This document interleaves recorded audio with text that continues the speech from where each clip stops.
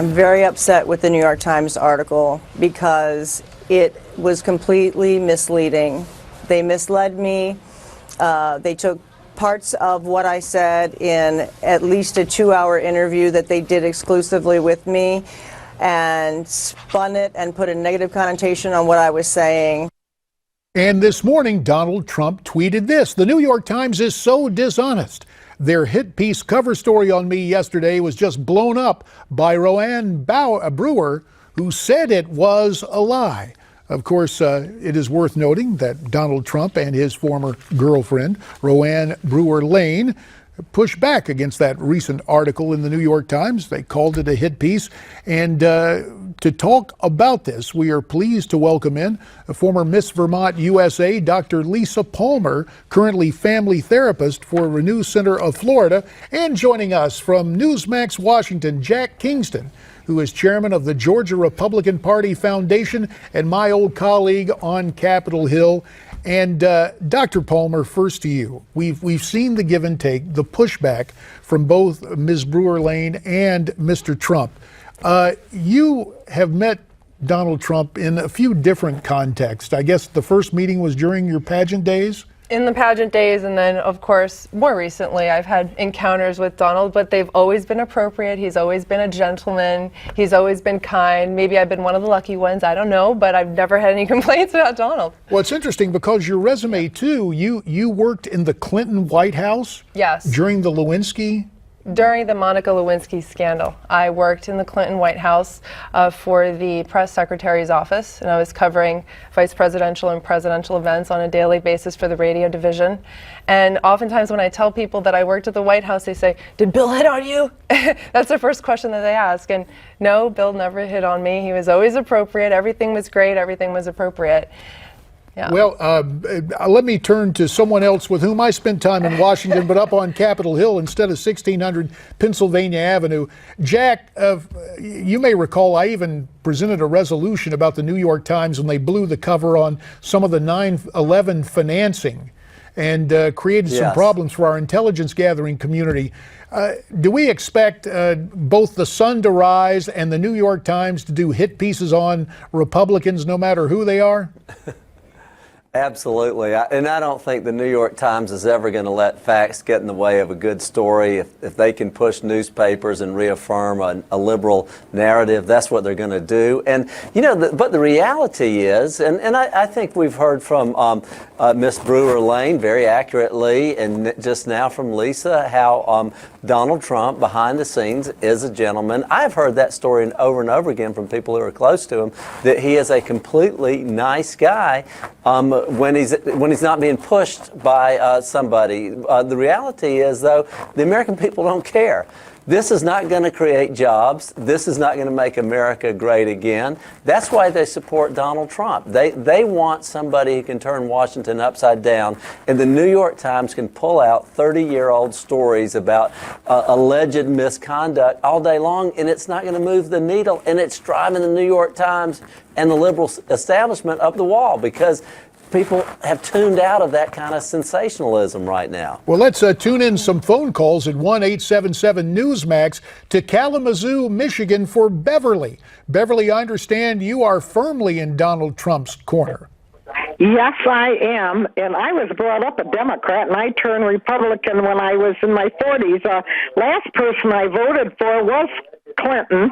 Not the last one. I voted for Clinton, and then I voted for Bush. My whole family was brought up Democrats, but we're all Republicans. We're all for Trump. We want a tough guy in there. We want a guy that says what he means and means what he says. And he might not do everything he said, but he's going to be trying. And we have confidence that he is going to try to do his best. We don't care about Hillary, and she's in league with Obama. They both went to sleep when Benghazi was being destroyed. People there were being killed. They didn't care. They just went home and went to sleep, or he goes off playing golf no matter what's going on. All right. We want a man like Trump that'll stay there where he belongs, build up our military, build up our jobs, and build that wall. Well, Beverly, we very much appreciate your assessment. And let me turn to Dr. Palmer here. Mm-hmm. You heard Beverly. Yeah. I mean, she is committed to Trump. And it is worth noting that whether it's at the pageants or socially, but especially in business, Donald Trump has a real history of hiring and promoting women in positions of responsibility. And that's a wonderful thing. I mean, anybody who knows me knows that I'm very much for women's issues and women's advancement. And Donald Trump has done a lot to actually help women. He's helped women with their educations. He's helped women progress in whatever ways that they want to progress in, if it's in with regard to modeling or acting or whatever career they're looking for. He is the guy to back them up for sure. That's what I've seen. And Jack Kingston, one of our mutual colleagues in the House, but likewise a gentleman from Georgia, a guy who you knew pretty well, Newt Gingrich, points out that when it comes to Hillary Clinton's staff, that there's like a 38% deficiency in pay. There's no equal pay for equal work. Yet another example of the hypocrisy that seems to be part and parcel of the left. You know, not only is Hillary Clinton not paying her female staffers appropriately, where was she when these women who were maybe abused, maybe not abused by her husband Bill, where was she when it came to victims' rights and allegations and standing up for the accused? She wasn't anywhere. And I think people realize that there has been a double standard for her, a lot of hypocrisy. Donald Trump, as you know, pointed this out several months ago. He said, if she wants to talk women's issues with me, bring it on, I'm ready. And getting back to what Beverly was saying from Kalamazoo, this is exactly what people want from Donald Trump. They want a guy who's straightforward, who doesn't conform with the Washington political speak, who's not politically correct, doesn't worry about what the New York Times or the Washington Post says about him, and he comes out swinging when somebody pushes him. And so, you know, I think that's what people are looking for, a different brand of politician. And Donald Trump, you've got that. Dr. Lisa Palmer, you wanted to react to something. Yes, I mean, I agree with him on a lot of points, but I have to speak the truth as well. Okay, where I see a problem, I'll speak it. I do believe that Hillary Clinton was also a victim with regard to the Lewinsky scandal, and I think that that's not a lot of focus put on that. When I was in the White House, people often commented about how strong she was and how well she handled that very, very difficult time. So let's not also forget that Hillary Clinton was a victim in this, and we do have to also give her credit where credit is due. Well, I can appreciate your assessment. I have to tell you from a political vantage point, and granted we were down the street, the other end of Pennsylvania Avenue, it seems that Mrs. Clinton also understands politics and understood. No doubt there's emotional reaction, but also there was very real political leverage that she realized out of that unfortunate situation. At any rate, let's get back to the phones and let's go out to Indiana where Trish is on the line. Trish, welcome to Newsmax Prime. Well, hello, JD.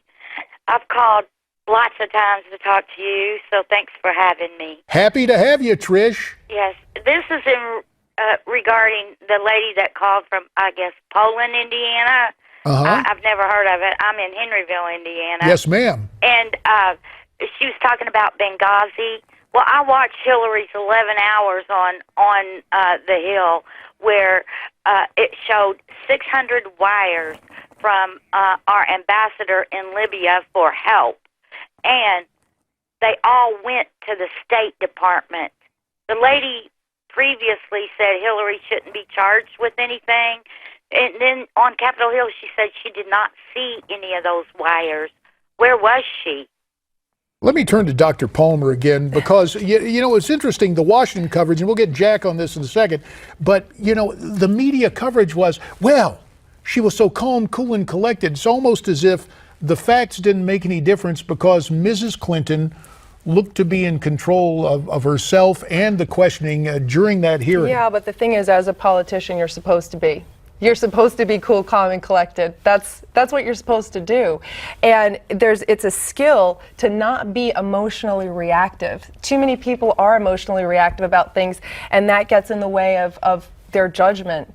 So I think that is actually a skill, not to side with Hillary, but I'm just trying to give, you know, the whys and wherefores, psychologically. My opinion about being able to be in control is a very good thing. Well, we do appreciate Trish, who was quite in control, and we thank Trish for her persistence calling in. Let's go back to my old colleague from Newsmax Washington, Jack Kingston.